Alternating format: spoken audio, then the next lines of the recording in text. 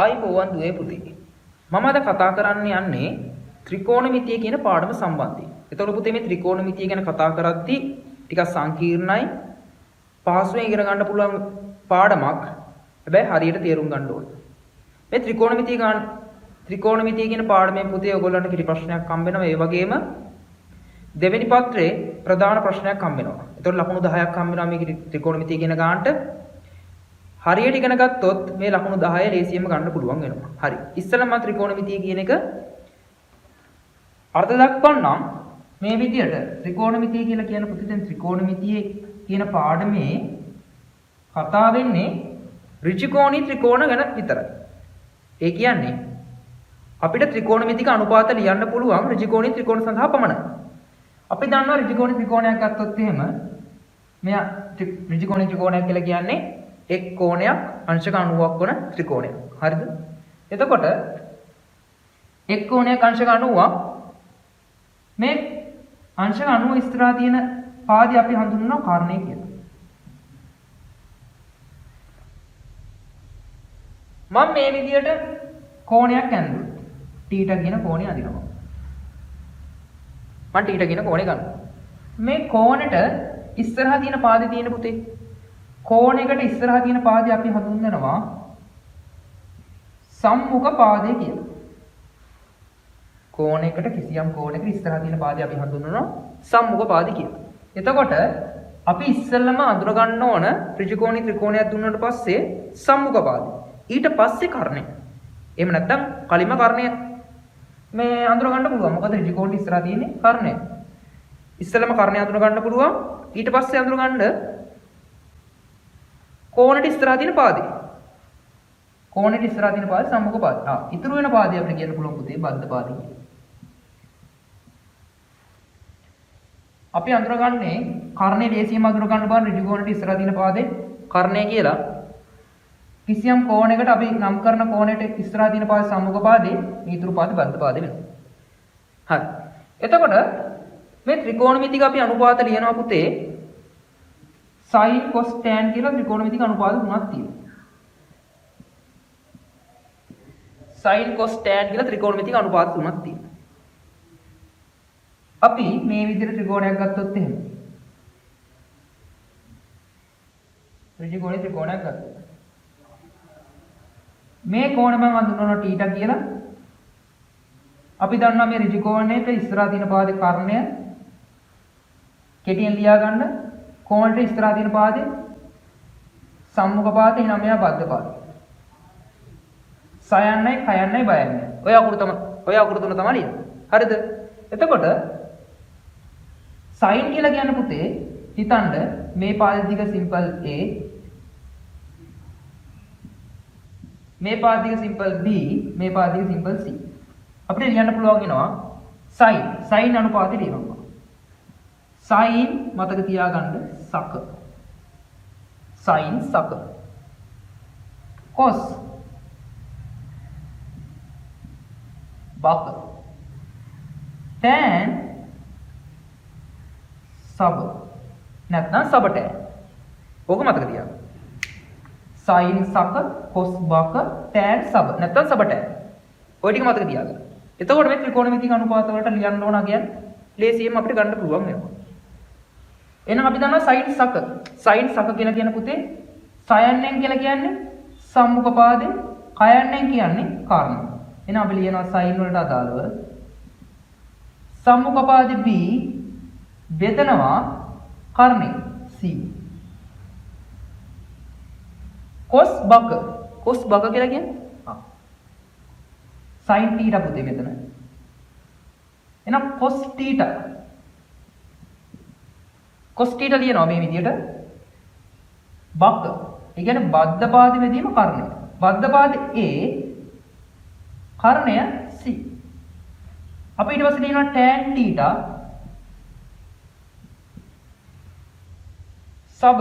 සබ කියලා කියන්නේ සම්මුඛ පාදෙ මෙදීම බද්ධ පාදෙ. සම්මුඛ පාදෙ b බද්ධ පාදෙ වෙනවා a. ඔය විදිහට ත්‍රිකෝණමිතික අනුපාත තුන ලේසියෙන් ලියන්න පුළුවන්. ඒගොල්ලෝ දුන්නොත් කෝණයක් ඊට අනුරූපව ලියා ගන්න සම්මුඛ පාදය, කර්ණය, බද්ධ පාදය අන්තිමට. ඉස්සලම කර්ණය ලියා ගන්න, ඊට පස්සේ සම්මුඛ පාදේ ලියා ගන්න, ඊට පස්සේ අන්තිමට බද්ධ පාද සම්මුඛ පාදේ ලියා ගන්න, ඊට පස්සේ කර්ණය ලියා ගන්න, අන්තිමට බද්ධ පාදේ ලියා ගන්න. හරිද? ඊට පස්සේ ඔයගොල්ලෝ කොහේ හරි ලියා ගන්න. මේක අමතකයි නේද? sin සක, cos බක, tan සබ නැත්නම් සබ tan. සබ tan. ලේසියිනේ පුතේ මතක තියාගන්න. ඊට පස්සේ ඒගොල්ලෝ අහලා තියෙනවා නම් sin θ ගියගේ, cos θ ගියගේ, tan θ ගියගේ අපිට ලියන්න පුළුවන් වෙනවා මේ මතක තියාගත් එක ඇසුරේ. sin සක කියලා කියන්නේ පුතේ sin θ ලියනවා, අදාළ කෝණය ලියනවා. කෝණය මෙතන තියෙන්න පුළුවන්, ඕන තැනක තියෙන්න පුළුවන්. එතකොට sin θ ලියනවා සම්මුඛ පාදේ B කර්ණය C, B බෙදීම C. cos θ ලියන්නේ බද්ධ පාදයේ බෙදීම කර්ණය. එහෙනම් බකනේ මේ බද්ධ පාදයේ බෙදීම කර්ණය. බක කියලා කියන්නේ බද්ධ පාදයේ A කර්ණය C. tan θ ලියනවා සබ සම්මුඛ පාදයේ B බද්ධ පාදයේ A. හරි. අපිට ওই විදිහට ලියන්න පුළුවන් වෙනවා. හරි. ඊට පස්සේ මම කතා කරන්න පුතේ ත්‍රිකෝණමිතික අනුපාත සම්බන්ධය. ඒ කියන්නේ ඔයගොල්ලෝ දන්නවා අංශක 30ට, අංශක 60ට, අංශක 45ට අගයන් මතක තියාගන්න කොහොමද කියලා. හරි පුතේ. මම දැන් කතා කරන්නම් ඊළඟට ත්‍රිකෝණමිතික අනුපාත සම්බන්ධය. හරි. මේ බලන්න ලේසි හරි.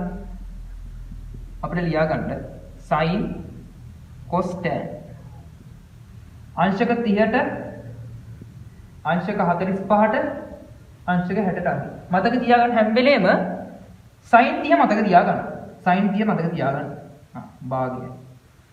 sin 30ට එන අගය තමයි පුතේ cos 60ට එන්නේ. ඔන්න මතක තියාගන්න විදිහ.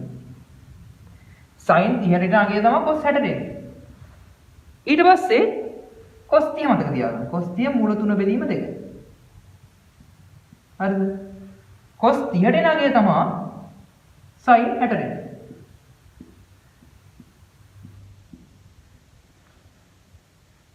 sin 30 මතක තියාගන්න භාගයයි sin 30ට එන අගය තමයි පුතේ cos 60ට එන්නේ. cos 30 මතක තියාගන්න මූල තුන බෙදීම 2යි cos 30ට එන අගය තමයි පුතේ sin 60ට. හරි. ඊළඟට මතක තියාගන්න ඕන sin 45 අගය. එක බෙදීම මූල 2.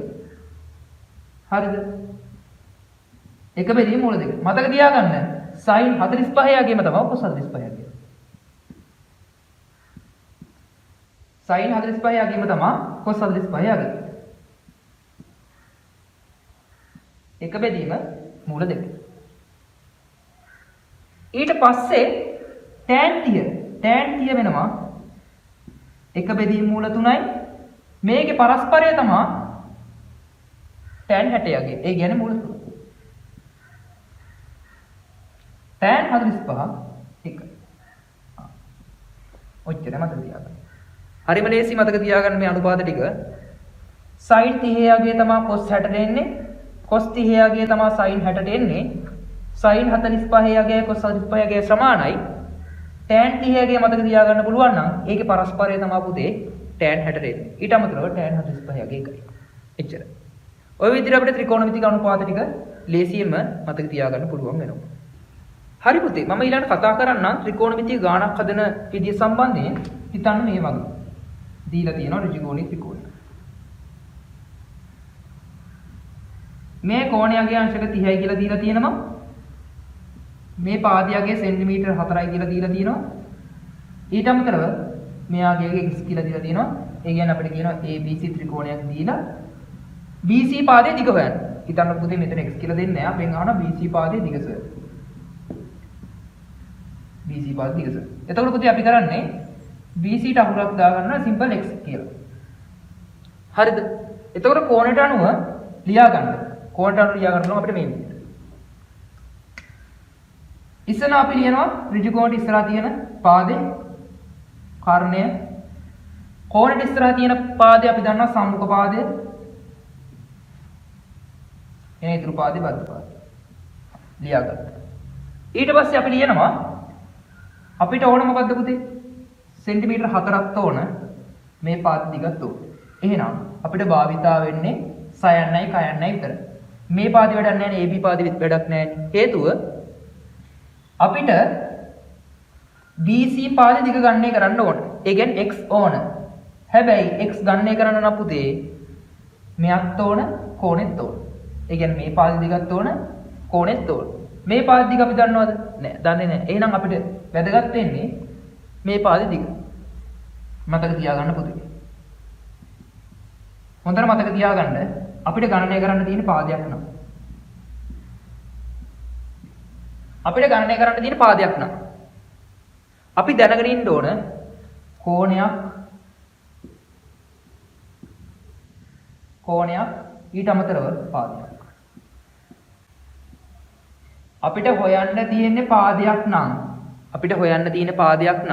අපි දැනගෙන ඉන්න ඕන කෝණයක් දැනගෙන ඉන්න ඕන ඊට අමතරව පාදයක් දැනගෙන ඉන්න ඕන. අපිට හොයන්න තියෙන්නේ කෝණයක් නම් අපි අනිවාර්යෙන් පාද දෙකක් දැනගෙන ඉන්න. හොඳට මතක තියාගන්න ඕනම ගාණක් හදන්න පුළුවන් මේ සිස්ටම් එක භාවිත කරලා. ඔයාලට හොයන්න තියෙන පාදයක් නම් ඔයා දැනගෙන ඉන්න ඕන කෝණයකුයි පාදයකුයි දෙකක්. ඔයාට හොයන්න තියෙන කෝණයක් නම් ඔයා පාද දෙකක් දැනගෙන ඉන්න ඕන. හරි. එතකොට ඔයාට හොයන්න තියෙන මොකද්ද පුතේ දැන් මෙතන? පාදයක්. BC පාද දෙක හොයන්න තියෙන්නේ. එහෙනම් ඔයා දැනගෙන ඉන්න මොකද්ද? කෝණයක් දැනගෙන ඉන්නත් ඕන, පාදයක් දැනගෙන ඉන්නත් ඕන. හරි නේද? කෝණයකුත් දන්නවා, පාදයකුත් දන්නවා. ඒ කෝණයයි පාදයයි අපිට හොයන්න ඕන පාදය සම්බන්ධ කරලා සූත්‍රයක් ලියන්න පුළුවන්. මොකද්ද? මේ පාදය සම්බන්ධ වෙනද කියනවා සයන් එනවා. මේ පාදේ සම්බන්ධ වෙන විදිහට ලියනවා නම් කයන් එනවා. එහෙනම් සක. අපි දන්නවා සයින්. සයින් නාශක 30 සමානයි සයින් සක. සයින් නාශක 30 සමාන වෙනවා සක. ඒ කියන්නේ සම්මුඛ පාදේ සෙන්ටිමීටර 4යි කර්ණය x කියලා ලියන්න පුළුවන්. සයින් 30 අපි දන්නවා භාගයයි සෙන්ටිමීටර 4 බෙදීම x. එහෙනම් ලියන්න පුළුවන් නම් මේ පැත්තට ගුණ කරන්න හරස් ගුණ කරන්න x සමාන වෙනවා සෙන්ටිමීටර 8යි. අපිට ඔය විදිහට උත්තරයකට යන්න පුළුවන් වෙනවා. හරි. ඊට අමතරව පුතේ මතක තියාගන්න ත්‍රිකෝණමිතික ගැටලුවකදී අපි දැනගෙන ඉන්න ඕන දේවල්. අංක 1 මේක. අංක 1. ඔයාලට පාදයක් හොයන්න තියෙනවා නම් පුතේ අපි දැනගෙන ඉන්න ඕන කෝණයකුයි පාදයකුයි. කෝණයක් හොයන්න තියෙනවා නම් පුතේ අපි දැනගෙන ඉන්න ඕන පාද දෙකක්. හරිද? ඊට අමතරව අපි දැනගෙන ඉන්න ඕන පුතේ ඒකාන්තර කෝණ, මිත්‍ර කෝණ, අනුරූප කෝණ. ඒ කියන්නේ හුඟක්ම භාවිතා වෙන්නේ ඒකාන්තර කෝණ. ඒකාන්තර කෝණ. ඒකාන්තර කෝණ කියලා කියන්නේ මොකද්ද කියලා දැනගන්න. ඊට අමතරව ලඝු ගණක. ලඝු ගණක සුළු කරන්න දැනගෙන ඉන්න ඕන අනිවාර්යෙන්. ලඝු ගණක සුළු කිරීම වෙනවා. ඒතර ලඝු ගණක සුළු කරන්න අනිවාර්යෙන් දැනගෙන ඉන්න ඕන. ඊට අමතරව අනිවාර්යෙන් දැනගෙන ඉන්න ඕන ත්‍රිකෝණමිතික අනුපාතය. ත්‍රිකෝණමිතික අනුපාතය. ඔය ටික දැනගෙන ඉන්න පුළුවන් නම් පුතේ ඔය ටික දන්නවනම් පාසුවෙන් මේ ත්‍රිකෝණමිතිය ඕනම ගාණක් විසඳන්න පුළුවන් වෙනවා. හරි. ඊළඟට මම කතා කරන්න ත්‍රිකෝණමිතිය ගැටලුවක් කරන් අපි කොහොමද ඒක විසඳන්නේ කියලා. හරි පුතේ මම ගාණක් කරන් සාකච්ඡා කරන්නම්. ඔයාලට පල්ලෙන් දාලා තියෙන ගාණ ඊට කලින් මම දෙයක් කියන්නම්. මතක තියාගන්න මම ගාණක් හදද්දි ත්‍රිකෝණමිතිය ගාණක් හදද්දි අනිවාර්ය ටිකක් කිව්වා. කෝණයක් නම් දැනගෙන ඉන්න ඕන මොකද්ද? කෝණයක් හොයන්න ඕන අපි දැනගෙන ඉන්න ඕන පාද දෙකක් දැනගෙන ඉන්න ඕන. පාදයක් හොයන්න තියෙනවා නම් අපි දැනගෙන ඉන්න ඕන කෝණිකුයි පාදකුයි ඊට අමතරව ඒකාන්තර කෝණ කියන්නේ මොකද්ද කියලා දැනගෙන ඉන්න ඕන. ඊට අමතරව දැනගෙන ඉන්න ඕන මොකද්ද? ලඝු ගණක ත්‍රිකෝණමිතික අනුපාත. ඊට අමතරව තව දෙයක් තියෙනවා පුතේ. ආරෝහණ කෝණ අවරෝහණ කියන කෝණ කියන්නේ මොනවද කියලා දැනගෙන ඉන්න ඕන. ආරෝහණ කෝණ. ආරෝහණ කෝණ කියලා කියන්නේ පුතේ S මට්ටම තියෙනවානේ. S මට්ටමේ ඉඳන් ඉහළ බලන කෝණ තියෙන්නේ. මේ S මට්ටම. S මට්ටමේ ඉඳලා හිතන්න මම පහළ දිහා බලනවා. පහළ දිහා බලද්දි මේ හැදෙන කෝණේ ආරෝහණ කෝණය. මෙන්න S මට්ටම. S මට්ටමේ ඉඳලා ඉහළට බලද්දි හැදෙන කෝණ වලට කියනවා අපි ආරෝහණ කෝණ කියලා. ඊට පස්සේ අවරෝහණ කෝණ කියලා කියන්නේ මොනවද? අවරෝහණ කෝණ කියලා කියන්නේ පුතේ S මට්ටම තියෙනවා නම් S මට්ටමේ ඉඳලා පල්ලෙහා බලද්දි හැදෙන කෝණ. ඒ කියන්නේ බිම බලද්දි මේ S මට්ටමේ බිම බලන්න. ඔය හැදෙන කෝණයක් තියෙනවා. හිතන්නකෝ. මෙන්න S මට්ටම. මෙන්න S මට්ටම. මම බිම බලනවා. බලද්දි හැදෙන කෝණ. ඕකට තමයි කියන්නේ පුතේ අවරෝහණ කෝණ කියලා. ඔය දෙක දැනගෙන ඉන්නත් ඕන. හරි. මම ගාන සාකච්ඡා කරන්න දැන්. මේකේ තියෙනවා පුතේ AB නම් සිරස් ප්‍රතිවාගාරයක B මුදුනේ සිට බලන විට ඒ පාමුල සිට මීටර 10ක් දුරින් ගමන් කරන C නම් බෝට්ටුවක්. හරි. AB ප්‍රතිපාරකාරයක් තියෙනවා. මතක තියාගන්න අංක 1 පැහැදිලිව පරිමාණ රූපයක් අඳින්න පුළුවන් වෙනවා. කියන කටුසටහනක් අඳින්න පුළුවන් වෙනවා. පරිමාණ රූපයක් අඳින්න කියලා කිව්වොත් ඒ විදිහට අඳින්න නැත්නම් කටුසටහනක් අඳින්න. මේ කියන AB නම් සිරස් ප්‍රතිපාරකාරකේ B මුදුන කියලා කියනවා. මේ හැම එකම සටහන් කරගන්න. හැම කියන වචනයක්ම සටහන් කරගන්න මේකේ. ඒ පාමුල කියලා කියනවා. ඊට පස්සේ ඒ පාමුල ඉඳලා මීටර 10ක් දුරින්. ඒ පාමුල ඉඳලා මීටර 10ක් දුරින්. හිතන්න මේක මීටර 10ක්. මීටර 10ක් දුරින් ගමන් කරන C නම් බෝට්ටුවක්. C කියලා බෝට්ටුවක් තියෙනවා. D ඉඳලා ඉන්න එක්කිනා දකින්නවා අවරෝහණ කෝණයෙන්. හරිනේ පුතේ මෙයාගේ x මට්ටම මෙතන තියෙනවා නම් අවරෝහණ කෝණයකින් එයා දකින්නේ නේ. පල්ලෙහාට දකින්නේ. එහෙනම් මෙයාගේ අවරෝහණ කෝණය එනවා මේ විදිහට.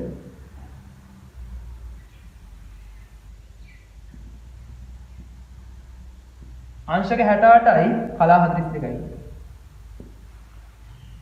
මං කිව්වනේ ඒකාන්තර කෝණ භාවිතා වෙනවා කියලා. මේ බලන්න. ඉස්සෙල්ට 60 කෝණ. ඒකාන්තර කෝණ. එහෙනම් මෙතන කෝණය ගියත්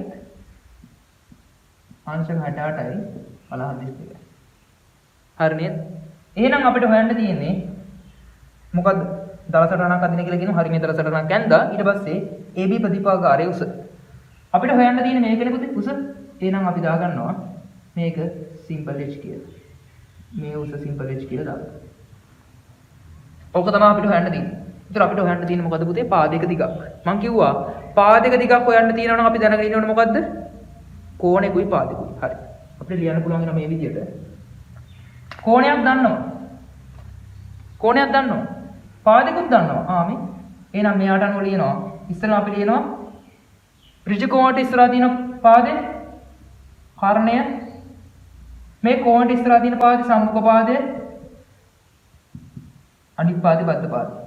එහෙනම් අපි ලියනවා පුතේ සයන්නයි බයන්නයි සම්බන්ධ වෙන නිසා සයන්නයි බයන්නයි සම්බන්ධ වෙන්නේ. මොකද අපිට හොයන්න ඕන පාදයක්. පාදයක් හොයන්න ඕන නම් පුතේ අපි දන්නවා කෝණිකුත් දැනගන්න ඕන පාදෙකුත් දැනගන්න ඕන.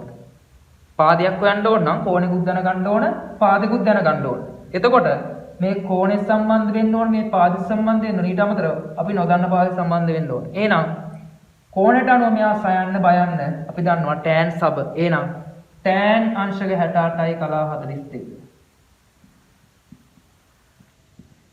ලියන්න පුළුවන් වෙනවා සම්මුඛ පාදේ h බද්ධ පාදේ මීටර 10යි කියලා. එහෙනම් අපිට මේ විදිහට ලියන්න පුළුවන් වෙනවා. ඊට පස්සේ පුතේ tan 68යි කලා 42 ඕගොල්ලන්ගේ අච්චු පොතේ තියෙනවා. ඕන්න ලොග් ගණක වගුවක් අරන් බලන්න. ප්‍රකෘති ටැන්ජන වලින් බලන්න. අංශක 68 තීරුව කලා 7 අංශක 40. 68යි කලා 40 බලන්න. අංශක 68යි කලා 40 බලන්න. ඒ එන අගය මධ්‍යන්‍යන්තරේ දෙක තියෙනවා. එතනින් එන අගයට එකතු කරන්න. එතකොට පුතේ tan 68යි කලා 40 යගේ අපිට එනවා 2.6 බිඳුවයි. 2.6 බිඳුවයි.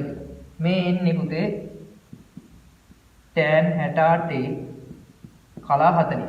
අපි යොකට මධ්‍යන්‍යන්තරෙන් කලා දෙකක් එකතු කරනවා. කලා දෙකේ යගේ එනවා 4යි කියලා. එහෙනම් එනවා උත්තරේ 2.6 බිඳුවයි 4. එහෙනම් එෂ්ට උත්තරයක් ගන්න පුළුවන් වෙනවා මේ විදිහට. හරස් ගුණ කරන්න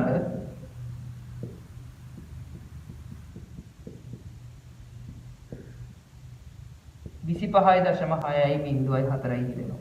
එහෙනම් ප්‍රතිපාකාරයේ උස වෙනවා 25.6යි බිඳුවයි 4 කියලා අපි. හරි පුතේ ඊළඟට කියනවා තප්පර 5කට පස්සේ මේ D කියන පිහිටුමට එනවලු. D කියන පිහිටුමට ආවට පස්සේ මේ D කියන පිහිටුමේ ඉඳලා මේ B ප්‍රතිපාකාරයේ මුදුන නිරීක්ෂණය කරනවලු මේගොල්ලෝ. මේ B ප්‍රතිපාකාරයේ මුදුන නිරීක්ෂණය කරනවලු කිසියම් කෝණයකින්. අපෙන් අහන්නේ ඒ කෝණය අගේ. මේ B ප්‍රතිපාකාරයේ මුදුන නිරීක්ෂණය කරනවලු කිසියම් කෝණයකින් ඒ කෝණය අගේ අහන්නේ අපෙන්. ඊට අමතරව කියනවා මේකේ BD දීලා තියෙනවා 36.2 මීටර. හරි. ඊට අමතරව අපි හොයාගත්ත ප්‍රදීපාගාරයේ උස 25.6.4යි කියලා. හරි. තප්පර 5කට පස්සේ තමයි පුතේ මේ dp ඊටුමට එන්නේ. හරි. දැන් අපි බලමු දැන් අපිට හොයාගන්න ඕන පුතේ මේ කෝණෙනේ මම කිව්වා කලින් කතා කරා. කෝණයක් හොයාගන්න ඕන නම් පාද දෙකක් දැනගෙන ඉන්න ඕන. කෝණයක් හොයාගන්න ඕන නම් පාද දෙකක් දැනගෙන ඉන්න ඕන. හරි. මොකද්ද පාද දෙක අපි දන්නේ? අපි දැන් ලියා ගන්න මෙන්න මේ ඍජුකෝණයට අනුව මෙයාට අනුව කර්ණය ලියන්න. ඍජුකෝණයට අනුව ඉස්සරහ පාදේ කර්ණය, මෙයා කර්ණය. මේ කෝණයට අනුව ඉස්සරහ පාද සම්මුඛ. එහෙනම් මේ පාදේ බද්ධ පාදේ. මෙන්න මේ දිග පාදේ බද්ධ පාදේ. මොකද්ද සම්බන්ධ වෙන්නේ? පාද දෙකයි පාද දෙක. ඒ කියන්නේ දැන් පාද දෙකක් දැනගෙන ඉන්න එපා. ඒ දන්න පාද දෙක කවුද? මේ පාදේ දන්නවා. ඊට අමතරව මේ පාද දන්නවා. ආයන සම්බන්ධ වෙන්නේ සයන්යි කයන්යි. එන ලියන්න පුළුවන් පුතේ sin θ. මොකද මේ පාදේ අපි සම්පූර්ණ දිග දන්නේ නැහැ මේ දිග විතරයි දන්නේ. මේ ටිකක් දන්නවනේ මේ පාදේ සම්බන්ධ කරගන්න පුළුවන් ප්‍රශ්නයක් නැහැ. හැබැයි මේ පාද දන්නේ නැති නිසා සම්පූර්ණ පාද දිග දන්නේ නැති නිසා අපිට සම්බන්ධ කරගන්න පුළුවන් දන්නා දිගක් සහිත පාද දෙකක්. මේ පාදේ මේ පාද. එන අපි ලියන්න පුළුවන් sin θ සම්මුඛ පාදේ 25.6.4 බෙදනවා 36.2.6 මේ වගේ ගාණක් කවුද? දැන් මේක සුළු කරන්නේ කොහොමද? මම කිව්ව නේද ලඝු ගණක දෙක නම් ඉන්න ඕනේ කියලා. මේක සුළු කරන්න පුතේ. ලඝු ගණක සුළු. මේක සුළු කරන්න ලඝු ගණක සුළු. මම කියන්නම් කොහොමද සුළු කරන්නේ. හරි.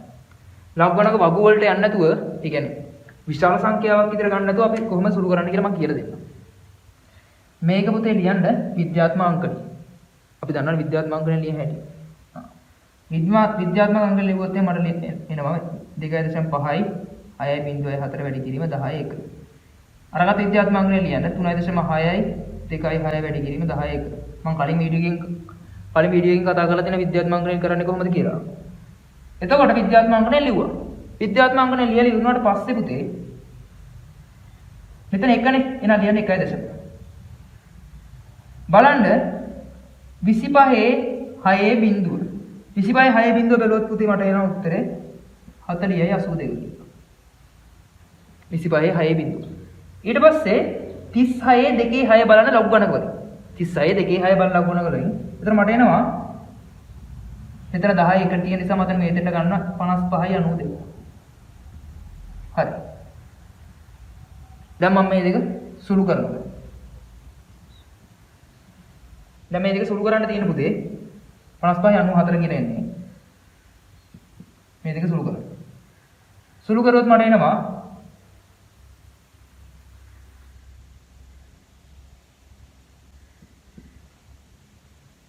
මෙතන අගයක් එනවා පුතේ මට මේ විදිහට. BUT 1.84 88. මෙතන මම 14 ගත්තා පස්සේ මෙතන ඉතුරු වෙන්නේ බිඳුවයි. බිඳුව එකක් අඩු කරලා පස්සේ රින. ඒ කියන්නේ BUT 1. ඊට පස්සේ බලන්න මේක කොහෙද ඉන්නේ කියලා ලඝු ගණක වගේ. මෙයා ලඝු ගණක වගේ කොහෙද ඉන්නේ කියලා බලන්න. මෙයා ලඝු ගණක වගේ කොහෙද ඉන්නේ කියලා බලුවොත් අපිට පේනවා 76 ඉන්නවා. 76. සාමාන්‍ය දශමයේ තියෙන මෙතන BUT නිසා දශමයේ තමයි මෙතන ගන්නන්න ඕන. එහෙනම් ලියන්න පුළුවන්. එහෙනම් මට ලියන්න පුළුවන් වෙනවා. 0.70යි 60 sin θ කියලා. එහෙනම් දැන් බලන්න ප්‍රකෘති සයින වලින් මෙන්න මේ සංඛ්‍යාව කොහෙද ඉන්නේ? මේ සංඛ්‍යාව කොහෙද ඉන්නේ කියලා බලන්න. මේ සංඛ්‍යාව කොහෙද ඉන්නේ කියලා බලුවොත් අපිට කියන්න පුළුවන් පුතේ. 44යි කලා 50 මධ්‍යන්තරයෙන් 5ක් ගන්න එතනින් එනවා 70යි 60 කියනාගේ. ඒතර අපිට ගන්න පුළුවන් වෙනවා 44යි අංශක 44යි කලා 55 කියනාගේ. ආසන්න අංශකයට කියලා කියන්නේ එහෙනම් අංශක 45යි කියලා කියන්න පුළුවන්. අංශක 45 කියලා මේ විදිහට උත්තරේ ගන්න පුළුවන් වෙනවා. හරි. එතකොට මේක පුතේ ආරෝහණ කෝණයක්. එතකොට මේ ආරෝහණ කෝණයගේ අපි මේ විදිහට ගත්තා. එතකොට මම හිතනවා මම අද කරපු පාඩම 100%ක් තේරුණා කියලා. එතකොට මේ විදිහට තමයි පුතේ ඕනම ත්‍රිකෝණමිතික ගණනක් හදා ගන්න පුළුවන් වෙන්නේ. එතකොට පුතාලා දුවලා තාමත් මගේ YouTube channel එක subscribe කරලා නැත්නම් පුතේ පල්ලෙහා icon එක තියෙනවා click කරලා subscribe කරන්න.